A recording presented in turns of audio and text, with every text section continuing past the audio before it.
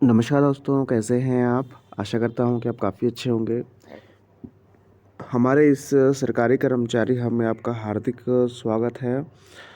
कल सरकार की तरफ से 8वें वेतन आयोग के लिए 3 ऑर्डर पास किए गए और इस ऑर्डर को देखने के बाद ये साबित हो गया कि अब जो सरकार है सिर्फ़ 8वें वेतन आयोग के बारे में सोच रही है और केंद्रीय कर्मचारियों के सभी चीज़ों को पूरा करेगी, क्योंकि 3 ऐसे ऑर्डर यहाँ पर पारित हुए हैं। मैं सारे ऑर्डर आपको दिखाऊंगा। साथ में आपका डीए अभी तक नहीं मिला है। सरकार ने एक बड़ी अपडेट दी है कि आपका डीए मर्ज हो सकता है। ये सरकार की तरफ से भी है और औरों चीज़ों की तरफ से भी है। क्या आपको जो आपने सपना देखा था कि हमारा 50% डीए मर्ज होकर मिलेगा, क्या इस ही महीने या अगले महीने तक पूरा होने वाला है? इसके बारे में भी। और पेंशनरों के लिए जो कोर्ट का जो ये फैसला एक आया है डीए के रिगार्डिंग, ये बहुत चौंकाने वाला है। इसको भी आपको देखना चाहिए। तो पूरी खबर बताएंगे। अगर चैनल पे आप नए हैं, चैनल को आप ज़रूर सब्सक्राइब कर दें। साथ में आप घंटी का निशान दबा दें ताकि आने वाली वीडियो की नोटिफिकेशन आपको मिल सके, उसका फ़ायदा सबसे पहले आप ले पाएँ। तो जो भी मैं चीज़ें दिखाऊंगा उसकी ऑर्डर कॉपी आपको लिंक में प्रोवाइड करने का प्रयास मेरा रहेगा, वहाँ से आप डाउनलोड कर सकते हैं। ठीक है, तो चलिए स्टार्ट करते हैं। सभी इन्फॉर्मेशन बहुत इम्पोर्टेंट है डीए के रिगार्डिंग, आपके जो 8वें वेतन आयोग के लिए 3 ऑर्डर निकले हैं उनके रिगार्डिंग और कोड के रिगार्डिंग। ठीक है, चलिए पहले हम अपने पेंशनरों के जो खबर है उसके ऊपर आते हैं। लास्ट से ज़रूर देखिएगा वीडियो। अपने स्क्रीन पर आप देख पा रहे होंगे कि एक न्यूज़पेपर कटिंग जो हिंदुस्तान टाइम्स है उसने बताया है कि कोर्ट की तरफ से एक बड़ा फैसला, हाई कोर्ट की तरफ से एक बड़ा फैसला यहाँ पर आया है। अपनी स्क्रीन पर आप देख पा रहे होंगे, can't have different DA hikes for staff and pensioners. Supreme court ने ऑर्डर दिया है कि जब डीए बढ़ता है तो जो केंद्रीय कर्मचारी हैं, जो स्टाफ है वो अलग नहीं है और पेंशनर अलग नहीं है। ऐसा ऐसा देखने में आया है कि जब डीए बढ़ता है तो स्टाफ का डीए अलग बढ़ता है और पेंशनरों का डीए अलग बढ़ता है। अपनी स्क्रीन पे देखें केस क्या था। ठीक है, केरला गवर्नमेंट की तरफ से एक डिसीजन आया था कि जब यहाँ पर देखिए लिखा गया है, the Kerala government decision to raise dearness allowance DA by 14% for state road transport corporation employees when the DNS relief DR for retired employees were raised just 11%। ठीक है, मतलब जो केरला के गवर्नमेंट एम्प्लॉयज़ हैं उनके जो एम्प्लॉयज़ हैं उनके लिए 14% डीए बढ़ा था। ठीक है, लेकिन जो रिटायरी एम्प्लॉयज़ हैं उनके लिए सिर्फ 11% डीए बढ़ा था। यहाँ पर बताया गया है कि indisputedly inflation hits both serving and retire employees equal forces. जब महंगाई बढ़ती है तो दोनों उसका जो बोझ है वो दोनों पे आता है। ऐसा नहीं कि उन पे अलग आएगा उन पर अलग आएगा। तो यहाँ पर एक फ़ैसला लिया गया है कि ऐसा नहीं किया जाएगा। जो जो चीज़ें यहाँ पर एम्प्लॉयज़ को दी जाती हैं वही यहाँ पर पेंशनरों को भी दी जाएंगी। एक बड़ा फ़ैसला यहाँ पर लिया गया है। इसको आपको ज़रूर पढ़ना चाहिए, काफ़ी इम्पोर्टेंट है, क्योंकि ऐसे कम ही फैसले आते हैं जो पेंशनरों के हक़ में होते हैं। इसको आप ज़रूर यहाँ पर पढ़िएगा। चलिए हम आगे बढ़ते हैं, हम अपने ऑर्डर्स को देखते हैं और जो 8 सीपीसी के लिए आए हैं। तो देखिए अपनी स्क्रीन पे आप देख पा रहे होंगे, government of India 8 central pay commission 11 अप्रैल 2026। आप ये सोच रहे थे ना कि सब कुछ तैयार हो चुका है, मेमोरेंडम तैयार हो चुका है, यूनियन ने सब कुछ, लेकिन यूनियन की मीटिंग अभी तक नहीं हुई है। लेकिन यहाँ पर एक नोटिस निकाला गया, अपनी स्क्रीन पर देखा ना, पहला मैं ऑर्डर दिखा रहा हूँ। देखिए, the 8 central pay commission shall schedule interacted at Delhi 28 तारीख, 29 तारीख, 30 अप्रैल।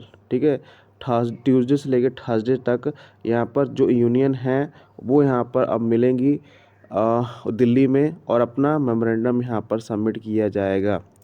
जिसका वेट हो रहा था उसका यहाँ पर शेड्यूल यहाँ पर आगे आ गया है।